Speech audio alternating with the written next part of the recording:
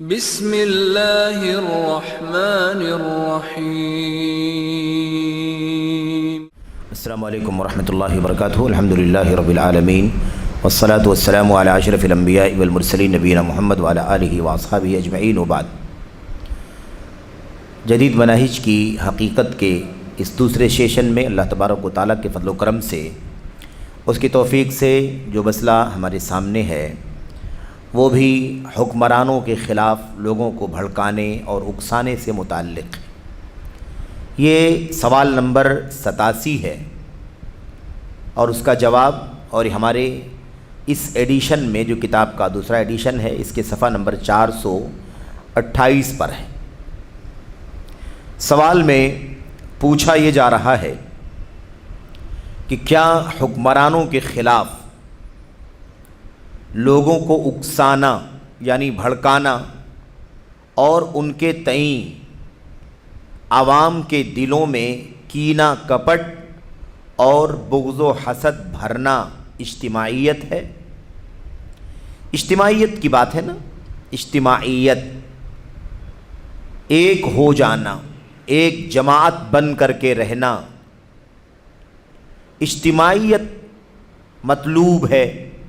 اللہ تبارک و تعالی قرآن کی آیتوں میں اجتماعیت کا حکم دیتا ہے، اتحاد کا، اتفاق کا، آپس میں مل جل کر رہنے کا حکم دیتا ہے، اور فرقہ بندی سے، ٹکڑوں میں بٹ جانے سے، دھڑ میں تقسیم ہو جانے سے منع کرتا ہے۔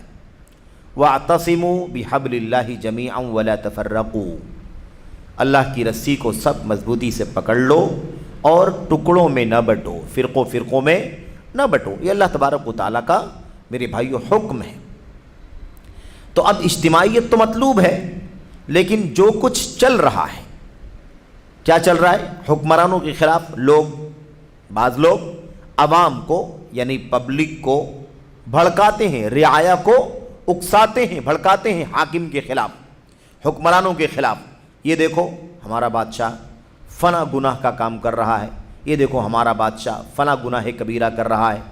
اس طرح سے بھڑکاتے ہیں، اکساتے ہیں، اور ان کے تئیں عوام کے دلوں میں، عام لوگوں کے دلوں میں کینہ یعنی اندرونی جو دل کے اندر کینہ ہوتا ہے وہ پیدا کرتے ہیں، اور نفرت ڈالتے ہیں، بغض، نفرت پیدا کرتے ہیں، اور حسد کی آگ میرے بھائیوں لگاتے ہیں۔ تو ایسا جو لوگ کرتے ہیں، کیا ایسا کرنا اجتماعیت ہے؟ آپ ایک بات سمجھ لیں، اجتماعیت کا یہ سوال کیوں کیا جا رہا ہے؟ کیا ایسا کرنا، حکمرانوں کے خلاف اکسانا، کینہ کپٹ، بغض و حسد رکھنا، بھڑکانا، کیا یہ اجتماعیت ہے؟ یہ سوال کیوں کیا جا رہا ہے کہ کیا ایسا کرنا اجتماعیت ہے؟ اس لیے کہ ایسا کرنے والے اس کا نام اجتماعیت دیتے ہیں۔ ایسا کرنے والے کیا کہتے ہیں؟ کہتے ہیں کہ ہمیں اس حاکم کو جو یہ گناہ کبیرہ کر رہا ہے، یہ فلمیں ہیں، آج کل ہی کہا جا رہا ہے نا، فلم چل رہے ہیں، سینما گھر کھولے جا رہے ہیں، اور کیا ہے، ڈرائیونگ عورتوں کو پرمیشن دے دی گئی ہے وغیرہ، اس طرح کی بہت ساری چیزیں۔ ہم یہ نہیں کہتے کہ اس میں سے کوئی کام صحیح ہے، اچھا ہے، بلکہ ہم کیا کہتے ہیں؟ یہ سارے کام گناہ کے کام ہیں، معصیت کے کام ہیں، منکرات کے کام ہیں، صغیرہ ہیں تو صغیرہ ہیں، کبیرہ ہیں تو کبیرہ ہیں۔ ہم کبھی ان گناہوں کو نیکی نہیں کہتے، اور ہم یہ کہتے ہیں کہ یہ کام، یہ ساری چیزیں جن لوگوں سے ہو رہی ہیں، حکمرانوں سے، وہ بھی انسان ہیں۔ وہ بھی کون ہے؟ انسان ہے۔ گناہ کا کام تو کریں گے ہی، وہ فرشتے تو ہیں نہیں۔ اور ساتھ ساتھ یہ بھی کہتے ہیں کہ ان گناہوں کے نتیجے میں وہ گنہگار ہیں، کافر نہیں ہیں۔ اس گناہوں کے نتیجے میں ان کے خلاف بغاوت کا جھنڈا نہیں اٹھایا جا سکتا، ان کے خلاف عوام کو نہیں بھڑکایا جا سکتا، نہیں اکسایا جا سکتا، اس لیے کہ بھڑکانے اکسانے کے نتیجے میں کیا ہوگا؟ انتشار پیدا ہوگا، اور اس کے بعد ایک نظام جو چل رہا ہے وہ نظام درہم برہم ہوگا، کچھ لوگ موافق ہوں گے، کچھ لوگ مخالف ہوں گے، اور اس میں اندر ٹکراؤ پیدا ہوگا، جس کے نتیجے میں جانیں بھی جائیں گی، ناحق خون بھی بہے گا، اس کے نتیجے میں آبرو بھی جائے گی، اس کے نتیجے میں امن و امان چلا جائے گا، اس کے نتیجے میں اموال تباہ ہوں گے، اس کے نتیجے میں امن و امان غارت ہو جائے گا۔ اس لیے ہم یہ بات صاف کھل کر کے کہتے ہیں کہ جو چیزیں منکر ہیں وہ منکر ہیں۔ ایسا نہیں کہ منکرات کو ہم حلال سمجھتے ہیں، جائز سمجھتے ہیں۔ ہم یہ سمجھانا چاہتے ہیں کہ ان منکرات کی وجہ سے یہ حکمران کافر نہیں ہے، یہ گنہگار ہیں، ان کو نصیحت کرنا کام ہے، ان کے حق میں اللہ سے دعا کرنا ہماری ذمہ داری ہے۔ ان میں اور عوام کے درمیان تال میل پیدا کرنے کے لیے سنت کی تعلیم عام کرنا ضروری ہے۔ یہ ہمارا کام، اکسانا بھڑکانا درست نہیں ہے، یہ ہم بتانا چاہتے ہیں سنت کی روشنی میں۔ تو یہ عام طور پر ایسا کرنے والے کیا کرتے ہیں؟ یہ کہتے ہیں کہ یہ اجتماعیت پیدا کرنا چاہتے ہیں، ہم اجتماعیت پیدا کرنا۔ ہر آدمی کیا کہتا ہے؟ ہر زمانے میں یاد رکھیں، جب جب خروج اور بغاوت کا قدم اٹھایا گیا ہے، یہی بات کہہ کر کے اٹھایا گیا ہے کہ یہ حکومت بری ہے، اس میں یہ عیب ہے، یہ عیب ہے، یہ عیب ہے، اور ہم اس کو ختم کر کے ہم اس سے پاک حکومت لے کر کے آئیں گے۔ اور پوری تاریخ کا مطالعہ کر کے دیکھ لو، جب جب جہاں جہاں یہ قدم اٹھایا گیا ہے، بعد میں آنے والی حکومت پہلے سے 100 گنا بدتر رہتی ہے، ہر اعتبار سے، ہر اعتبار سے۔ اس کا جائزہ لے کر کے دیکھو۔ اور ان کی کیا بات کریں؟ الاخوان المسلمون کی، اخوانیوں کی، بنائیوں کی، قطبیوں کی کیا بات کریں گے ہم میرے بھائیوں؟ ان کو تو جب حکومت نہیں، جب تک ان کے ہاتھ میں تھی، تب تک یہ حاکموں کے میرے بھائیوں، حاکموں کی حکومت کو تباہ کرنے کی کوشش کرتے تھے، بغاوت کرنا، حکومت سے معزول کرنا، یہ ان لوگوں نے کیا، اور اس نام پر کیا کہ ہم حکومت قائم کریں گے تو خالص اسلام کی حکومت قائم کریں گے، اسلام نافذ کریں گے، اور اللہ تبارک و تعالیٰ کی توحید پر ملک چلے گا، سنت پر ملک چلے گا، سلف امت کی راہ پر ملک چلے گا۔ اور کیا ہوگا میرے بھائیوں؟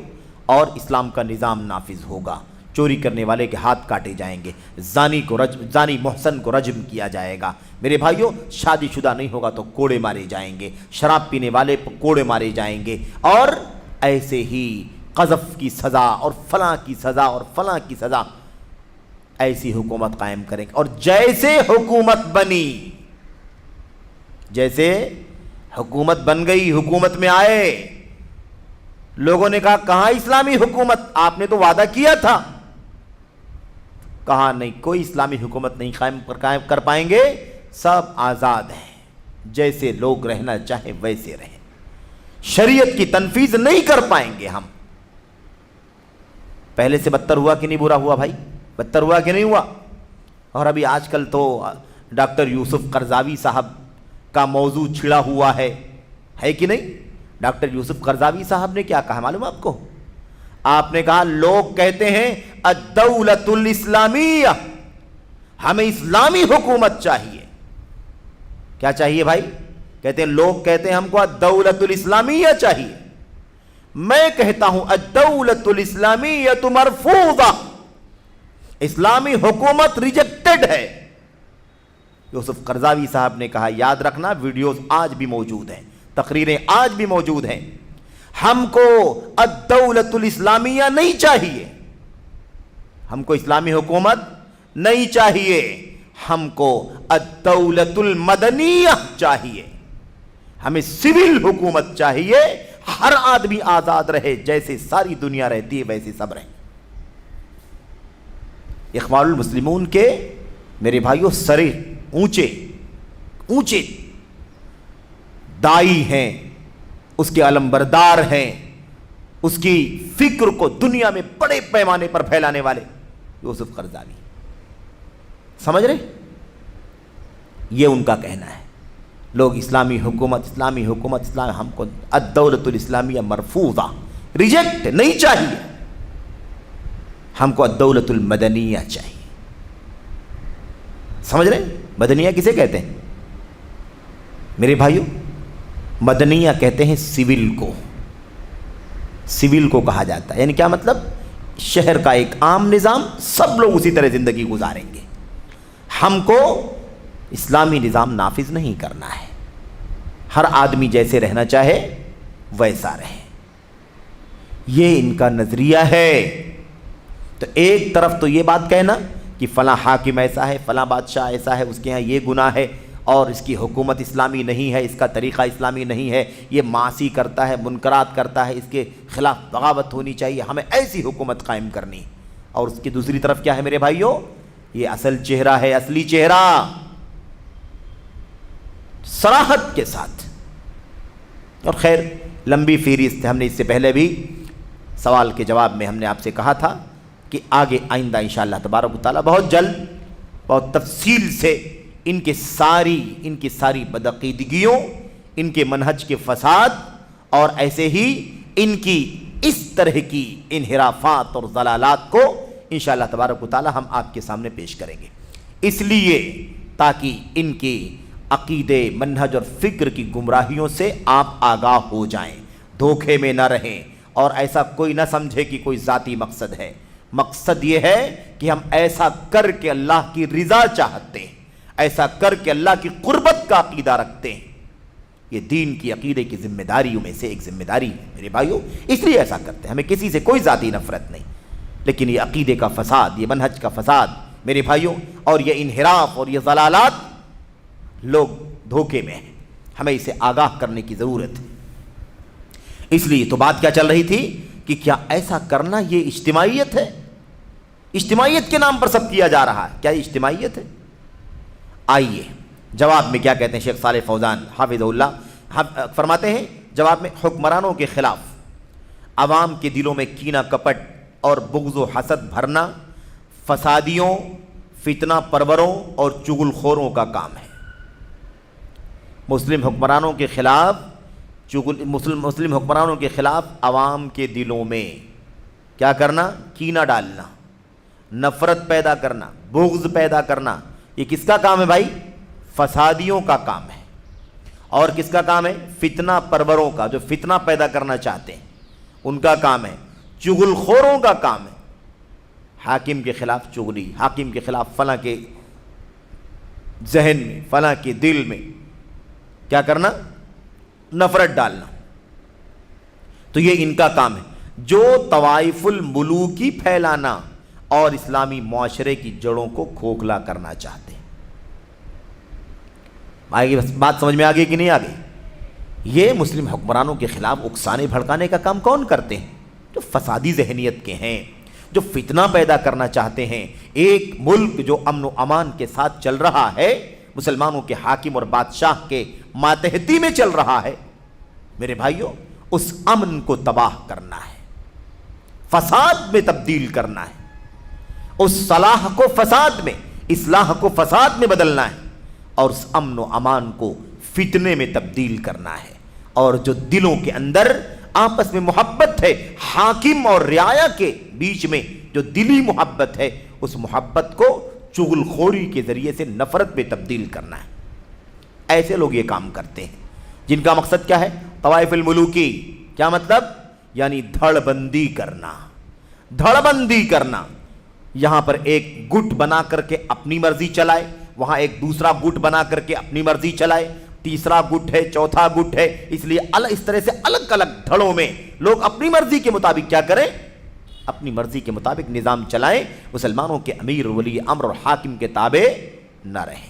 اس طرح کی ذہنیت رکھنے والے اور اسلامی معاشرے کی جڑوں کو کھوکھلا کرنا. اسلامی معاشرے کی جڑیں کیا ہیں؟ ایک حاکم کے تحت سارا معاشرہ چلے، سارا ملک چلے، رعایا ایک حاکم کے تابع رہے. یہ اسلامی معاشرے کی جڑوں کو کھوکھلا کرنے والے جو لوگ ہیں نا، وہ یہ کام کرتے ہیں. تو اکسانا بھڑکانا یہ جائز نہیں اسلام کے اندر. اب اس کے بعد یہاں پر یہ جو تھی بات جو تھی آگے ایک پہلو مکمل ہو گیا جواب کا. اس کے بعد دیکھیے، اس کے بعد کہتے ہیں کہ یہ جو اکسانے بھڑکانے کی بات آج چل رہی ہے، یہ کوئی نئی بات نہیں ہے. بھڑکانے والوں نے اس سے پہلے بھی بھڑکانے کا کام کیا ہے. کہتے ہیں منافقوں نے بہت پہلے ایسا کرنے کی کوشش کی تھی. منافقوں نے کیا کیا تھا؟ بہت پہلے ایسا کرنے کی کوشش کی تھی، جب اسلامی معاشرے کی وحدت پارا پارا کرنے کی غرض سے مسلمانوں کو رسول اللہ صلی اللہ علیہ وسلم سے جدا کرنا چاہا تھا. اللہ اکبر. ان کی جڑیں بہت پرانی ہیں بھائی، ان کی جڑیں بہت پرانی. یعنی آپ سوچئے رسول کریم صلی اللہ علیہ وسلم سے مسلمانوں کو الگ تھلگ کر دیں، یہ پلان اور یہ سازش کس نے کی تھی؟ عہد رسالت کے منافقین نے یہ کام کیا تھا.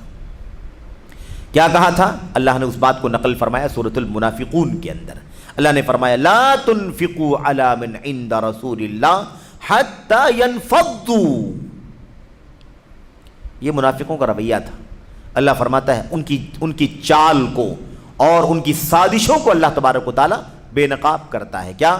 جو لوگ رسول اللہ صلی اللہ علیہ وسلم کے پاس ہیں ان پر کچھ خرچ نہ کرو یہاں تک کہ وہ ادھر ادھر ہو جائیں، نبی کریم صلی اللہ علیہ وسلم سے چھٹ جائیں، الگ تھلگ ہو جائیں، آپ سے جدا ہو جائیں، منتشر ہو جائیں. یعنی اب یہ مال کے ذریعے سے، مادے کے ذریعے سے یہ کام کرنے کی کوشش کی تھی کہ جب تک یہ اللہ کے نبی محمد کا ساتھ چھوڑ کر کے الگ تھلگ نہ ہو جائیں.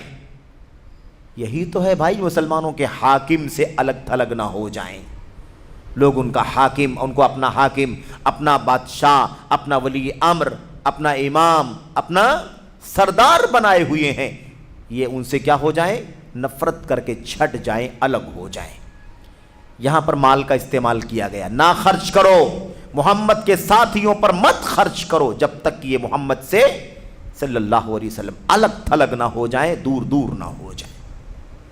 تو اسلامی معاشرے کی جڑوں کو کھوکھلا کرنے کا کام سب سے پہلے کس نے کیا تھا؟ منافقوں نے کیا تھا. پہلے کر چکے ہیں، کوئی نیا کام نہیں ہے.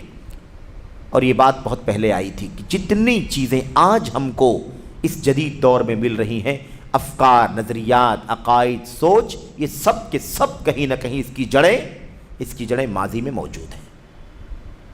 اچھا، چنانچہ حاکم اور رعایا کے درمیان جدائی پیدا کرنے کی کوشش کرنا منافقوں اور روئے زمین میں فساد برپا کرنے والوں کا کام ہے. کس کا کام ہے یہ کام منافقین کرتے ہیں. یہ کام اللہ کی سرزمین میں فساد پھیلانے کا جو نظریہ رکھتے ہیں، روئے زمین میں فساد پھیلانا، امن و امان ختم رہے، ایسے لوگوں کا یہ کام ہے جن کے بارے میں اللہ تبارک و تعالیٰ نے فرمایا ہے وَإِذَا قِيلَ لَهُمْ لَا تُفْسِدُوا فِي الْأَرْضِ. جب ان منافقوں سے کہا جاتا ہے کہ روئے زمین میں فساد نہ پھیلاؤ، دنیا میں فساد نہ پھیلاؤ، روئے زمین میں فساد نہ پھیلاؤ، تو کیا جواب دیتے ہیں؟ قالوا انما نحن مصلحون. تو کہتے ہیں ہم تو اصلاح کر رہے ہیں، ہم فساد نہیں پھیلا رہے. ہم کیا کر رہے ہیں؟ ہم فساد ختم کر رہے ہیں. اللہ نے آگے کیا فرمایا؟ الا انہم هم المفسدون. یہ لوگ فساد پھیلانے والے ہیں. یہ لوگ کیا ہیں؟ فساد پھیلانے والے. یہ کہہ رہے ہیں کہ ہم اصلاح کر رہے ہیں لیکن ہیں یہ فساد. آج کے خارجی بھی یہی کرتے ہیں. خارجی بھی یہی کہتے ہیں کہ ہم فساد کو ختم کرنے کے لیے اصلاح کرنا چاہتے ہیں، جبکہ کیا کرنا چاہتے ہیں؟ وہ فساد پھیلانا چاہتے ہیں. تو یہ بات اللہ تبارک و تعالیٰ نے قرآن کریم میں بیان فرمائی ہے کہ یہ کام فسادیوں کا ہے اور منافقوں کا ہے جو روئے زمین میں امن و امان نہیں چاہتے ہیں بلکہ فساد چاہتے ہیں. اللہ فرماتا ہے جبکہ اللہ تعالیٰ نے فرمایا اور جب ان سے کہا جاتا ہے کہ زمین میں فساد نہ کرو تو جواب دیتے ہیں کہ ہم تو صرف اصلاح کرنے والے ہیں. تو یہ الٹا ہے، فساد کو اصلاح اور اصلاح کو فساد کا نام دے دیا. جبکہ مسلمانوں کے حکمرانوں اور عوام کا ناصح، حکمرانوں کا بھی اور عوام کا بھی ناصح یعنی خیر خواہی کرنے والا، بھلائی چاہنے والا. حکمرانوں اور عوام کا ناصح اور خیر خواہ اس کے برعکس ہوا کرتا ہے، اس کا الٹا ہوتا ہے. جو خیر خواہی کرے گا عوام کی، جو بھلائی چاہے گا حکمرانوں کی، وہ کبھی فساد نہیں پھیلائے گا، کبھی اکسانے کا بھڑکانے کا کام نہیں کرے گا. وہ حکمرانوں کو رعایا کے دلوں میں اور رعایا کو حکمرانوں کے دلوں میں محبوب بنانے اور اتحاد و اجتماعیت قائم کرنے اس کا کام کرتا ہے. رعایا حکومت سے، حاکم سے محبت کرے، حاکم رعایا سے محبت کرے، اس کا کام کرتا ہے. اور کیا کرتا ہے؟ اتحاد قائم کرنے کی کوشش کرتا ہے کہ آپس میں تال میل رہے، اجتماعیت رہے، سب ایک دوسرے سے مل جل کر کے رہیں. نیز اختلاف اور انتشار بپا کرنے والی تمام چیزوں سے اجتناب کرنے کی کوشش کرتے ہیں. کوئی ایسا قدم نہیں اٹھاتے، کوئی ایسی بات نہیں بولتے، کوئی ایسا ایکشن نہیں کرتے جس کے نتیجے میں اختلاف پیدا ہو، انتشار پیدا ہو، آپس میں دوریاں اور نفرتیں جنم لیں، ایسا کوئی قدم نہیں اٹھاتے۔ تو جو اصلاح کرنا چاہتا ہے وہ یہ سب کرتا ہے، اور جو فساد کرنا چاہتا ہے وہ چغل خوری کرتا ہے، وہ نفاق سے کام لیتا ہے، دلوں میں نفرتیں پیدا کرتا ہے، اور رعایا اور حاکم کے درمیان دراڑ اور فاصلہ بڑھانے کی کوشش کرتا ہے۔ یہ فسادیوں کا کام ہے۔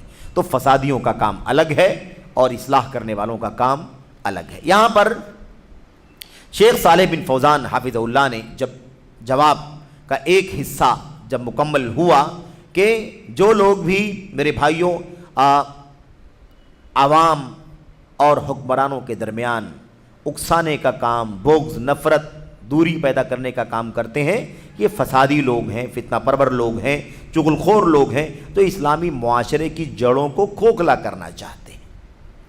اب یہاں پر شیخ جمال بن فریحان نے ان لوگوں کا میرے بھائیوں حوالہ پیش کر دیا ہے کہ یہ ہے کون لوگ، یہ کون لوگ ہیں جو اسلامی معاشرے کی جڑوں کو کھوکھلا کرتے ہیں، بغاوت کرنے کے لیے میدان میں نہیں آتے، ایسا نہیں کرتے کہ تلوار ہتھیار لے کر کے میدان میں آ جائیں اور حاکم کے خلاف، یہ کام نہیں کرتے، لیکن کیا کرتے ہیں؟ اندر چوری چھپے لوگوں کو اکسانے بھڑکانے کا کام کرتے ہیں، اور یہی معاشرے کی جڑوں کو کھوکھلا کرنے کا کام بن جاتا ہے۔ کون ہے وہ؟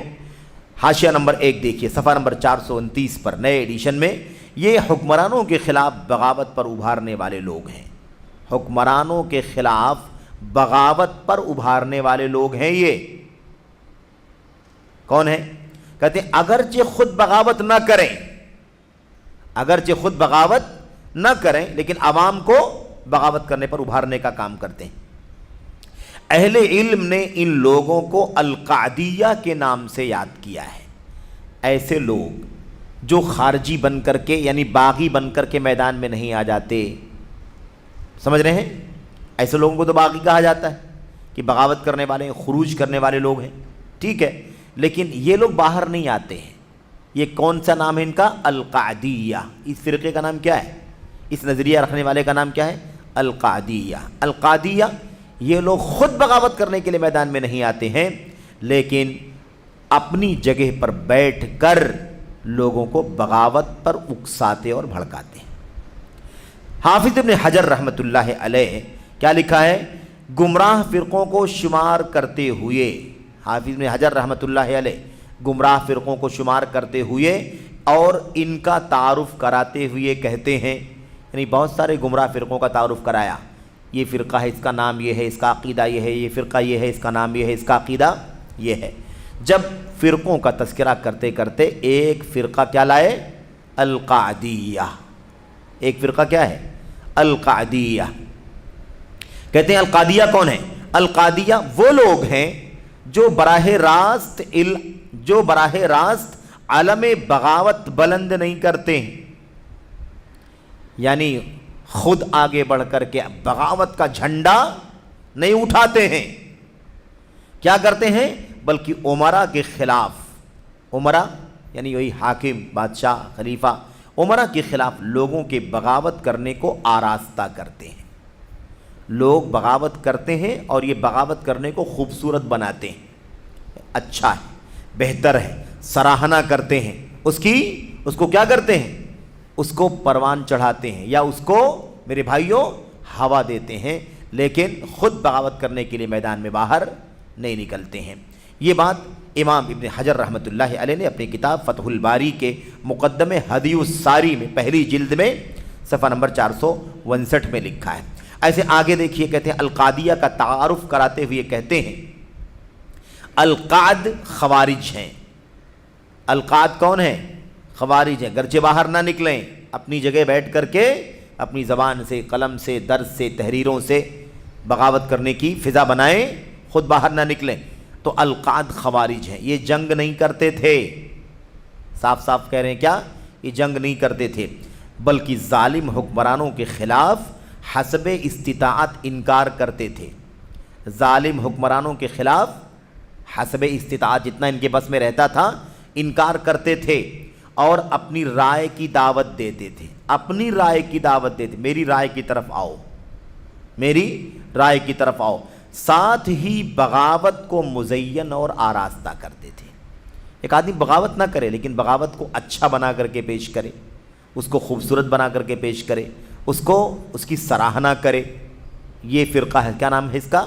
القادیہ۔ اچھا، یہ تہذیب التہذیب میں کہا ہے، جو ابن حجر رحمۃ اللہ علیہ کی دوسری رجال کی دنیا کی زندہ کتاب۔ معلوم ہوا کہ قادیہ خوارج ہی کا ایک فرقہ ہے، قادیہ خوارج ہی کا ایک فرقہ ہے۔ کوئی یہ گمان نہ کرے کہ خوارج صرف وہی ہیں جو حاکم وقت کے خلاف تلوار سے بغاوت کریں، کوئی یہ نہ سمجھے کہ جو حاکم وقت کے خلاف تلوار لے کر کے بغاوت کرے گا اسی کو خوارج کہا جائے گا، نہیں، بلکہ یہ بھی کون ہے؟ یہ بھی خوارج ہے، اس لیے ان سے بھی ہوشیار رہیں۔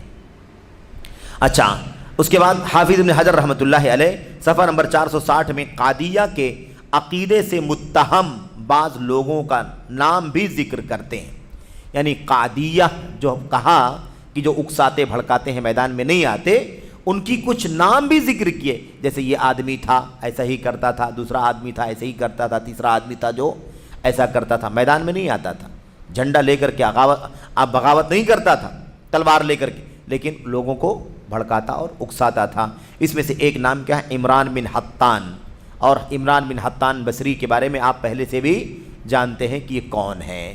ان کا عقیدہ سنت کا عقیدہ تھا، سنت کے اماموں میں سے ایک امام تھے یہ، لیکن اپنی چچا زاد بہن سے شادی کرنے کی وجہ سے ان کا بھی عقیدہ خارجیت کا عقیدہ بن گیا، خارجیت کے عقیدے پر آ گئے۔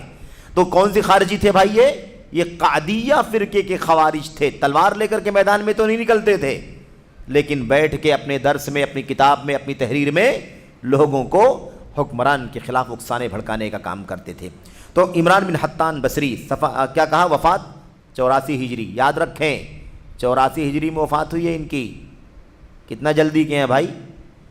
ایسے دور میں بھی خارجیت کا فتنہ کیسے پھیلتا تھا اور کیسے کیسے لوگ بھٹک گئے، بہک گئے۔ خوارج کے گروہ قادیہ کی رائے سے متہم ہے۔ ابن حجر رحمۃ اللہ علیہ نے کیا فرمایا؟ عمران بن حطان جس کی وفات 84 ہجری میں ہوئی ہے، یہ بھی قادیہ جو خوارج کی ایک پارٹی ہے، خوارج کا ایک گروہ ہے، اسی کی رائے سے متہم تھے، یعنی یہی رائے ان کی بھی تھی۔ اور قادیہ عام طور پر خود خوارج سے بھی زیادہ خطرناک ہے، قادیہ عام طور پر خود خوارج سے بھی زیادہ خطرناک ہیں۔ کیوں؟ کیونکہ باتیں کرنے، دلوں میں عداوت بھرنے، یہی کام تو ہے نا ان کا، باتیں کرنا، دلوں میں عداوت اور نفرت بھرنا، اور عوام کو حکمرانوں کے خلاف بھڑکانے کا دلوں میں بڑا گہرا اثر پڑتا ہے۔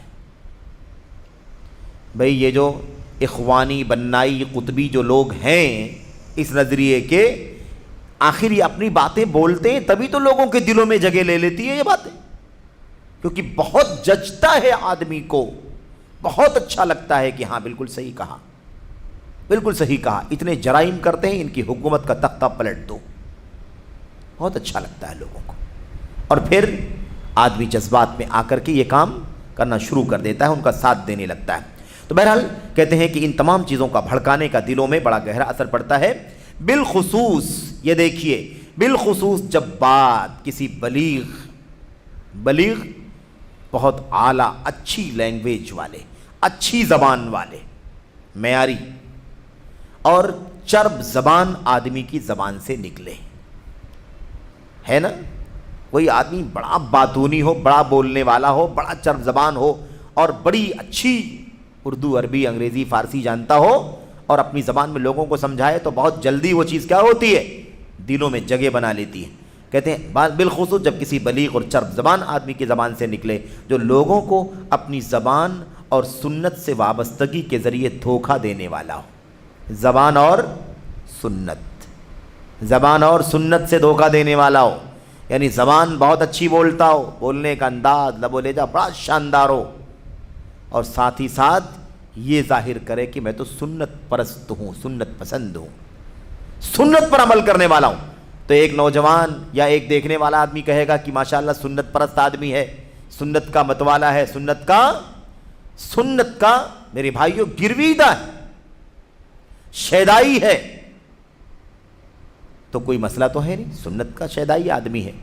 اور کیا بولتا ہے بھائی, کیا پیاری زبان ہے, کیا قلم ہے. آدمی پڑھے تو پڑھتا چلا جائے, سنے تو سنتا چلا جائے. اس سے ایسی اگر حالت ہو کسی کو تو پھر دھوکہ دینا بہت آسان ہو جاتا ہے. دل میں بہت جلدی اس کی باتیں جگہ بنا لیتی ہیں. اور یہ بہت پریکٹیکل ہے میرے بھائیوں, یہ کیا ہے, بہت پریکٹیکل ہے. سید قطب کے بارے میں سب جانتے ہیں کہ وہ ادیب تھے. کیا تھے بھائی, عربی زبان اور لٹریچر کے بہت ایکسپرٹ تھے, ماہر. ان کی کتاب ہے فی ظلال القرآن. لوگ کہتے ہیں قرآن کی تفسیر کی, لیکن اس کے اندر تفسیر تو نہ کے برابر ہے, عقل پرستی ہے. عام طور پر پوری کتاب عقل پرستی سے, بدعقیدگی سے, انحرافات سے بھری ہوئی ہے. عربی زبان اور لٹریچر ہے اس کے اندر. تو اب کوئی زبان لٹریچر کا آدمی ہو, عربی لٹریچر کا اگر آدمی ہو اور اس کے سامنے وہ کتاب آ جائے تو پھر کتنا پسند آئے گا اس کو, ہے کہ نہیں؟ تو زبان کے راستے سے بھی یہ فتنہ بڑی تیزی کے ساتھ پھیلتا ہے. ایسی آپ دیکھیے, ایک طبقہ ایسا ہے جو مولانا مودودی کی کتاب تفہیم القرآن کو پڑھنے کی تلقین کرتا ہے. اردو آپ کو اچھی کرنی ہے تو آپ تفہیم القرآن پڑھیں. آپ کو اس دور میں اگر دعوت کا کام کرنا ہے تفہیم القرآن کے ذریعے سے یہ دعوت کا کام بڑے اچھے انداز میں ہو سکتا ہے. اس انداز کے فتنے صرف زبان کے راستے سے آتے ہیں. زبان, لینگویج بہت اچھی اردو ہے, بہت اچھی عربی ہے, بہت اچھی زبان ہے. اس لیے تو زبانوں سے بھی دھوکے ہوتے ہیں میرے بھائیوں. تفہیم القرآن اگر قرآن کی تفسیر کی کتاب ہے تو اردو لٹریچر کے نام پر اسے پڑھنے کی کیا ضرورت ہے؟ اور اردو صحیح کرنے, اردو اچھی کرنے, اردو لینگویج اچھی کرنے کے میرے بھائیوں چکر میں انسان اپنے عقیدے سے, اپنے منہج سے ہاتھ دھو بیٹھے گا. اس کی فکر کرنے کی ضرورت ہے. اور اسی لیے لوگ اس کی زبان سے اردو زبان سے دھوکہ کھا جاتے ہیں اور کہتے ہیں کہ زبان بہت اچھی. میرے بھائیوں, میرے بزرگوں, بات سمجھنے کی یہ ہے کہ یہ بہت اصولی مسئلہ ہے کہ کوئی بات اکسانے بھڑکانے کی آتی ہے تو عوام کے دلوں میں بہت زیادہ بیٹھتی ہے. خاص طور پر کوئی آدمی میرے بھائیوں بہت جذبہ رکھے سنت کا, دین قائم کرنے کا اور صحیح اسلامی نظام نافذ کرنے کی بات کرے اور اس کے بولنے کا انداز اچھا ہو, لکھنے کا انداز اچھا ہو, تو بڑی آسانی سے وہ لوگوں کو دھوکہ دینے میں کامیاب ہو جاتا ہے, یا لوگ دھوکہ کھا لیتے ہیں ایسے لوگوں سے. تو یہ ہے. اس کے بعد آگے دیکھیے کچھ اور مثالیں سلف کی پیش کر رہے ہیں. یہ بات ہو گئی کہ یہ بغاوت پر اکسانے بھڑکانے والے کون لوگ ہیں. آپ کو معلوم پڑا کہ وہ فرقہ ہے خوارج کا جس کا نام ہے القعدیہ, جو باہر نہیں نکلتا لیکن اپنی جگہ سے زبان قلم سے لوگوں کو بھڑکانے اکسانے کا کام کرتا ہے. جتنے لوگ دبے لفظوں میں, کھلے لفظوں میں, اپنی تقریروں میں, اپنی تحریروں میں, اپنی کتابوں میں, اپنے انٹرویوز میں, اپنی خطابات میں, خطبوں میں یہ کام کرتے ہیں, وہ سب کے سب کس فرقے میں ہیں؟ وہ قادیہ فرقے کے لوگ ہیں. آج بھی بہت سارے لوگ ہیں ایسے, بہت سارے لوگ ایسے ہیں. اور چند نام تو آپ کے سامنے بار بار آ رہے ہیں, چاہے وہ یوسف قرضاوی ہوں, اور چاہے وہ میرے بھائیوں عائض عبداللہ قرنی ہوں, چاہے وہ سفر الحوالی ہوں, اور چاہے ابھی آپ کے سامنے نام گزرا میرے بھائیوں, کیا اس سے پہلے نام گزرا نا, کیا نام ہے ان کا, سلمان العودہ ہیں مثال کے طور پر. یہ لوگ ہیں, اور ان کے علاوہ ہے سلیمان بن ناصر العلوان ہیں. ان کے علاوہ بھی بہت سارے لوگ ہیں, اور جو لوگ گزر چکے ہیں مثال کے طور پر اسامہ بن لادن ہے کہ نہیں. لوگوں نے کیا سمجھا, داڑھی دیکھو, چہرہ دیکھو, عمامہ دیکھو, اور واللہ و باللہ و تاللہ, تو آدمی سن کر کے حیران ہو جائے. اور کام کون سا کام؟ مسلمانوں کے حاکم کو میرے بھائیوں جڑ سے اکھاڑ پھینکنے کی کوشش, ملک کے امن و امان کو اور عوام کی امن کی زندگی کو غارت کرنے کے لیے قدم. اتنا خطرناک قدم میرے بھائیوں.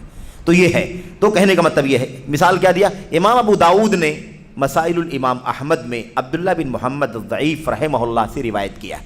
یہ دیکھیے کچھ اقوال یہاں پر ایک قول یہاں پر پیش کر رہے ہیں. کیا کہتے ہیں وہ؟ انہوں نے کہا قعد الخوارج ہم اخبث من الخوارج. قعد الخوارج اخبث من الخوارج. کیا معنی اس کا؟ خوارج کا قعدیہ نامی فرقہ، خوارج کا اندر بیٹھنے والا فرقہ ایسے آپ کہہ لیں، وہ ٹولہ، وہ گروہ جو میدان میں نہیں آتا ہے، جو اپنی جگہ پر بیٹھا ہوا ہوتا ہے، یہ فرقہ خوارج سے بھی زیادہ گندا ہے. جو میدان میں نکل جاتے ہیں ان سے بھی زیادہ گندا. کیوں؟ اس لیے کہ وہ تو میدان میں نکل آئے ہیں اور یہ ٹریننگ دے دے کر کے لوگوں کو باہر نکال رہے ہیں، تیار کر رہے ہیں لوگوں کو، باغیوں کا ٹولہ تیار کرنے کا کام کر رہے ہیں. تو القادیہ قعد الخوارج ہم اخبث من الخوارج، خوارج کا قادیہ فرقہ خوارج سے بھی بدترین ہے، اس سے بھی زیادہ خبیث ترین ہے. یہ کس نے کہا ہے میرے بھائیوں؟ یہ قول کس کا ہے؟ یہ قول امام عبداللہ بن محمد الضعیف رحمہ اللہ کا قول ہے، جسے امام احمد بن حنبل رحمۃ اللہ علیہ کے مسائل میں امام ابو داؤد جو محدث ہیں، سنن ابو داؤد جن کی ہے نا، انہوں نے اس روایت کو نقل کیا ہے. بہرحال خلاصہ کلام یہ ہے کہ یہ ہے میرے بھائیوں قادیہ فرقہ اور مسلم حکمرانوں کے خلاف اکسانے بھڑکانے کا کام کرنے والا ٹولہ. جو بھی اس کام کو کر رہے ہوں، جو بھی اس نظریے کے لوگ ہوں، چاہے ہم آپ اس کو قادیہ فرقے کے نام سے جانتے ہوں نہ جانتے ہوں، ان کو نام جو دیا جاتا ہے سلف کے ہاں، علماء کے ہاں، وہ کیا دیا جاتا ہے؟ قعد کا نام دیا جاتا ہے، القادیہ کا نام دیا جاتا ہے. ہم نے شروع میں کہا قعدیہ قعد سے بنا ہوا، قعدہ یقعدو کے معنی بیٹھنے کے ہوتے ہیں. قعدہ یقعدو کے معنی بیٹھنے کے، یعنی اپنی جگہ پر رہے، میدان میں نہ آئے.